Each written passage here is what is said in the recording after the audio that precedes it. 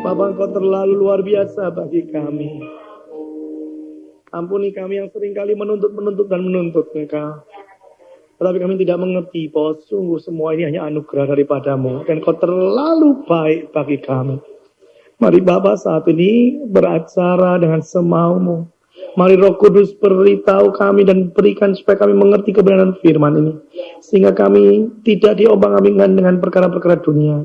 Tetapi kami sungguh mendapatkan suatu kebenaran firman ini. Dan kami dapat lakukan dalam kehidupan kami. Bukakan kebenaran ini Tuhan. Mari Roh Kudus. Di dalam nama Yesus kami ikat segala kuasa kegelapan yang mencuri firman Tuhan. Dalam nama Yesus kami ikat, kami lempar keluar. Dan Roh Kudus bekerjalah. Dalam Kristus kami berdoa. Amin. Saya percaya semuanya pengen menjadi kekasih-kekasih Tuhan. Amin. Ya, tidak ada yang tidak pengen. Semuanya pengen jadi kekasih Tuhan. Ya. Tetapi seringkali saudara, untuk menjadi kekasih itu tidak gampang bayarnya. Betul. Kalau cuman gampang, ya itu namanya bukan kekasihnya, tetapi mungkin anak-anak gampang. Karena di dalam Ibrani, coba kita buka dulu yang pertama, Ibrani pasal yang ke-12, dikatakan begini, ayat yang ke-7, jika kamu harus menanggung ganjaran, Allah memperlakukan kamu seperti anak. Di manakah terhadap anak yang tidak dihajar oleh ayahnya? Tetapi jikalau kamu bebas dari ganjaran yang harus diderita setiap orang, maka kamu bukanlah anak, tetapi anak-anak gampang. Nah ini loh saudara, ada terjemahan lain dikatakan bahwa anak-anak tidak sah. Ya, jadi anak-anak yang lahir tapi tidak sah. Ya, saya katakan bahwa untuk menjadi anak-anaknya Tuhan saja, ini tidak gampang. Ya, tidak dengan seenaknya. Apalagi yang namanya nanti mau jadi kekasih Tuhan, lebih sulit lagi. Ya, kenapa? Karena kekasih Tuhan itu harus Tuhan dapati menjadi seseorang yang tidak bercacat celah.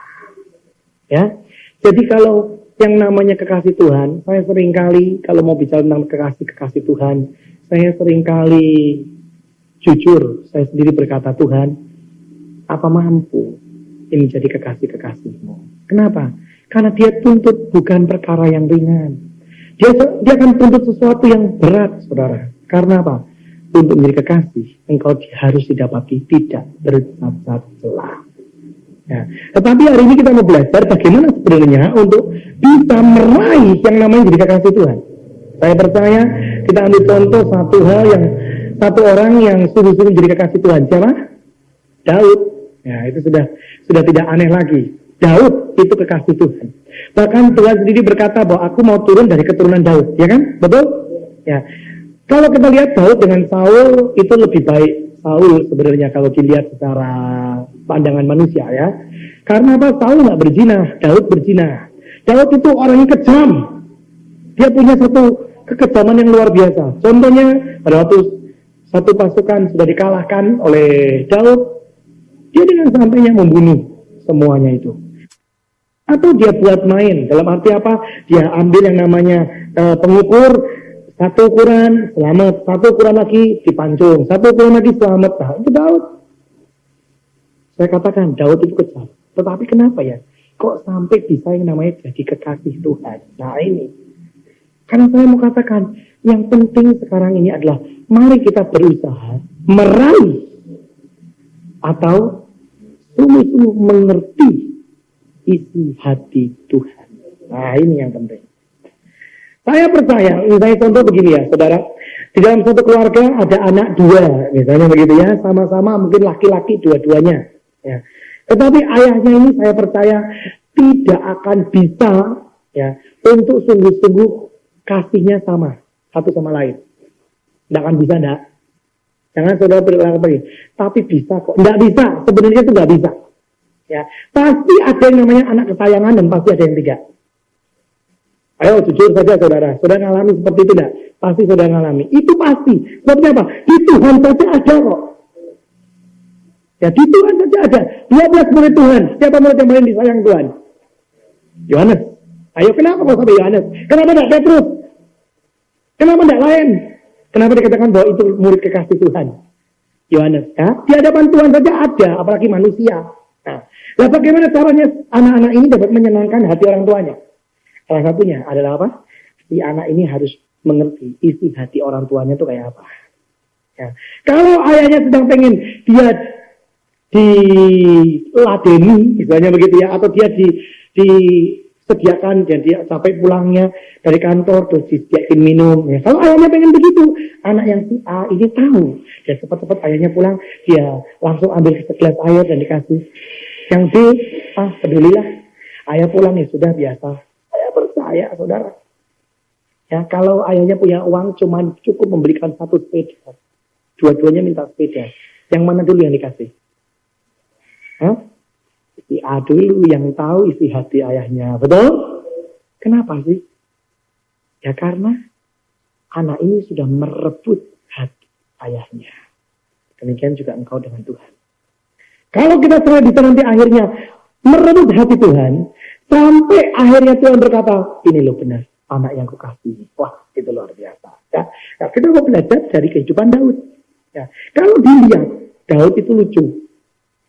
Coba buka Mazmur pasal pertama. Ini ada satu kebenaran firman Tuhan yang sangat dahsyat. Yang saya sungguh-sungguh barusan mengerti baru-barusan ini, saudara. Saya sungguh mengerti kenapa kok Tuhan katakan di dalam kehidupan sehari-hari Tuhan selalu berkata begini, kamu harus mati daging.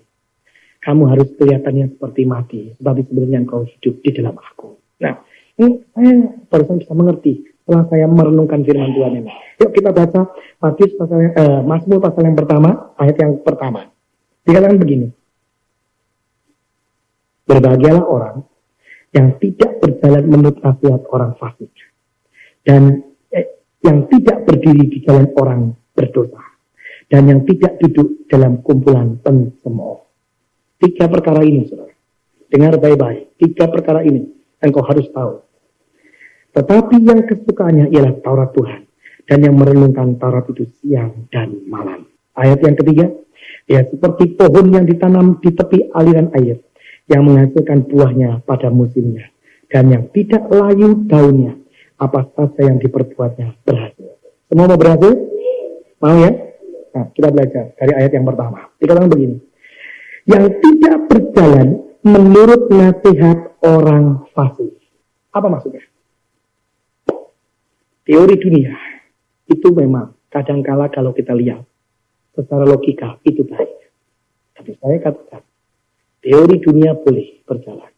Tapi saya katakan ada satu teori yang lebih dahsyat yang harus kita ikuti. Amin. Teori apa? Teorinya surgawi. Ya. Ada beberapa perkara, ada beberapa hal yang kita tidak usah pakai otak. Istilahnya begitu. Kita singkirkan pikiran kita, tapi kita belajar taat. Kenapa sampai firman Tuhan berkata, yang tidak berjalan menurut nasihat orang fasik? Mungkin menurut orang dunia, mungkin menurut orang pandangan dunia, itu baik, itu bagus apa yang kau lakukan. Tapi, kalau Tuhan berkata, jangan lakukan itu, yang kau harus ikuti.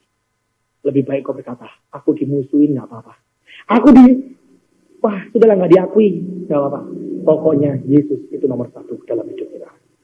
Itu sering kali saya lakukan, saudara. Berkali-kali orang dunia berkata, jangan lakukan itu. Itu sesuatu yang punya resiko penuh.